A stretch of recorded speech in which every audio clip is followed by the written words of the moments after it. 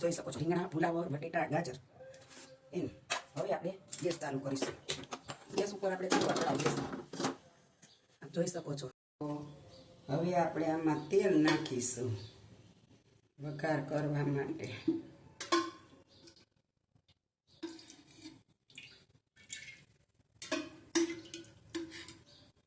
3 પાવડા તેલ નાખ્યું આપણે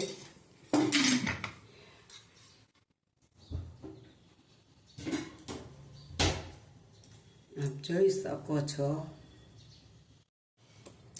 હાલો આપણે હવે તેલની અંદર થોડું જીરું નાખીશું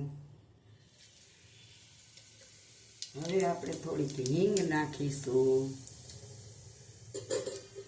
અને આપણી હિંગ આવી ગઈ હવે આપણે એની અંદર આદુ મરચાંની પેસ્ટ નાખવાની છે આપણે આદુ મરચાંની પેસ્ટ નાખીશું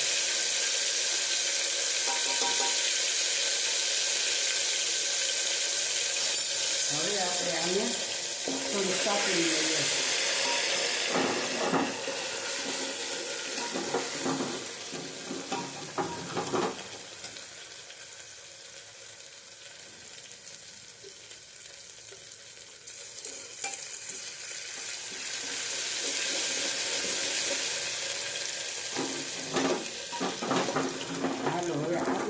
લસણની પેસ્ટ સતરાઈ ગઈ છે હવે આપણે આની અંદર બધા શાક નાખીશું પહેલાં નાખીશું આપણે રીંગણા કાળા થઈ જાય એટલે આપણે 2 પાણીએ ધોઈને પાણીમાં રાખ્યા હતા ફુલાવરને ગરમ પાણીએ ધોઈને રાખી લીધું છે બટેટાને વોશ કરી લીધા છે અને આપણે 1 ગાજર સુધાર્યું છે મસ્ત લાગે એના શાકનો સ્વાદ આપણે એને આદુ મરચાં સાથે થોડાક સાતળી લઈશું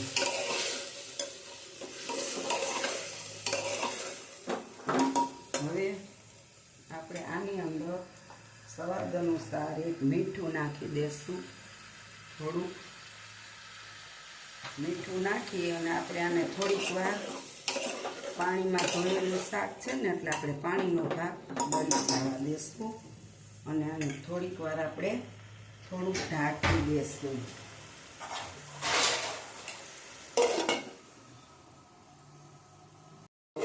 હવે આપણે જોઈશું કે પાણીનો ભાગ બળી ગયો કે નહીં હજી આપણે આને થોડીક વાર કેમને ચડવા દેવાનું છે સરસ ધીરે તાપે થોડીક વાર ચડવા દેશું આપણે હવે આપણે આપણું શાક ચડી જો મસ્ત હાવ નીચે બેસી ગયું એટલું ચડી ગયું છે હવે આપણે થોડી વાર આને આમ ચડવા દઈએ ખુલ્લું જ મસ્ત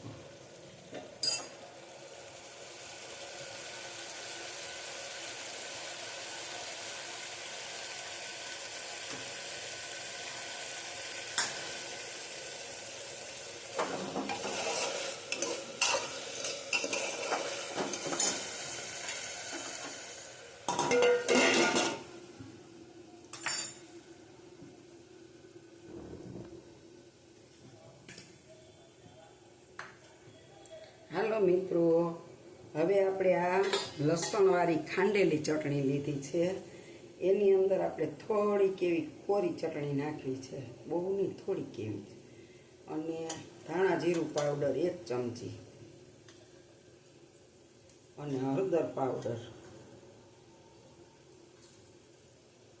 નિમક તો આપણે નાખી દીધું છે પછી જોશે તો નાખશું હવે આપણે આને પાણીથી પલાળવાનો છે મસાલાને અને આપણે પાણીથી પલાળી દેવાનો છે અને આપણે લસણવાળી ચટણી છે ને અમે 2-3 દિવસની સાથે ખાંડી લઈએ એટલે આને આપણે કૂટી નાખવાની છે ભાંગી જાય ને ગઠ્ઠા એમ એટલે મિક્સ થઈ જાય અને હવે આપણે આ શાક ચડી નાખ્યું છે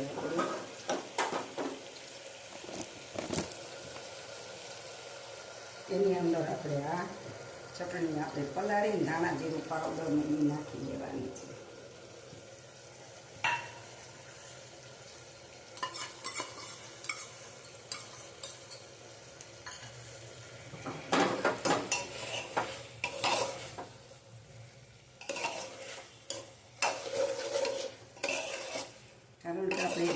તીખું મરચું ખૂબ નાખ્યું હતું, એક મોરા જેવું નાખ્યું હતું, પણ થોડુંક તીખું તો હતું જ.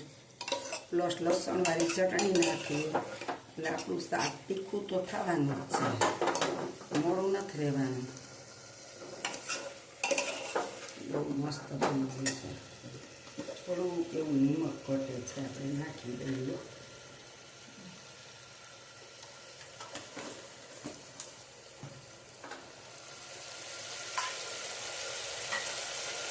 આપણે વાટકી ધોઈ અને લસણવાળી ચટણી ચોખ્ખી છે ને પાણી નાખી દઈએ.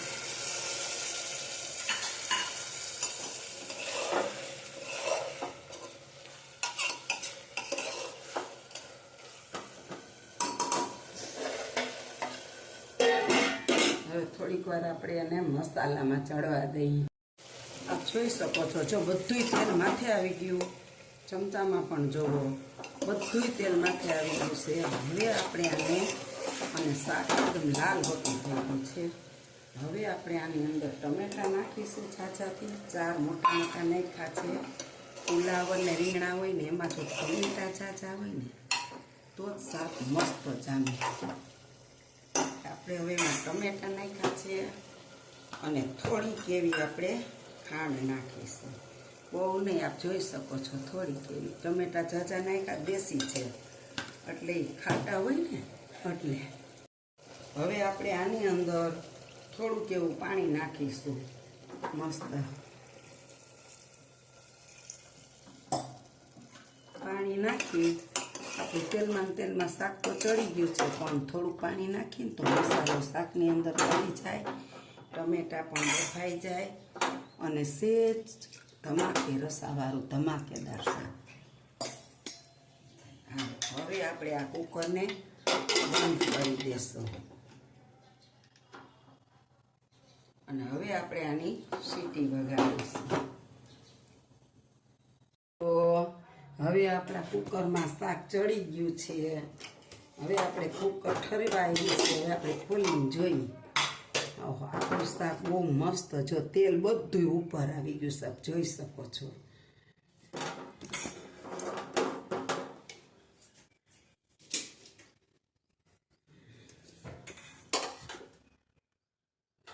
જો આપણા શાકમાં તેલ બધું ઉપર આવી ગયું છે અને શાક બહુ મસ્ત બન્યું છે. અને આપણે જે લસણની પેસ્ટ નાખીશ ને એની સુગંધ તો બહુ જ આવે છે. અને આપણું શાક થઈ ગયું છે. હવે આપણે એને બહાર કાઢીને આપણું ફુલાવર, રીંગણા, બટેકા, ટમેટા અને ગાજરનું શાક હવે બની ગયું છે. હવે આપણે એને કોથમીર નાખીશું ઉપર, ધાણા ભાજી થોડીક, અને બધુંય તેલ ઉપર આવી ગયું છે અને શાક મસ્ત બન્યું છે. જો તમને મારી આ રેસીપી ગમી હોય અને તમે પણ આવી રીતે શાક બનાવતા હો તો મને કોમેન્ટમાં લખજો કે કેવું શાક બન્યું. નકર આવી રીતના બનાવજો, પછી ખાજો, ટેસ્ટ કરજો અને પછી કોમેન્ટમાં લખજો કે કેવું બન્યું શાક. હાલો, આવજો. જય બાબા સ્વામી, જય ગુરુદેવ. લાઈક કરજો, શેર કરજો, બે લાઈક બટન દબાવવાનું ભૂલતા નહીં. Bye bye.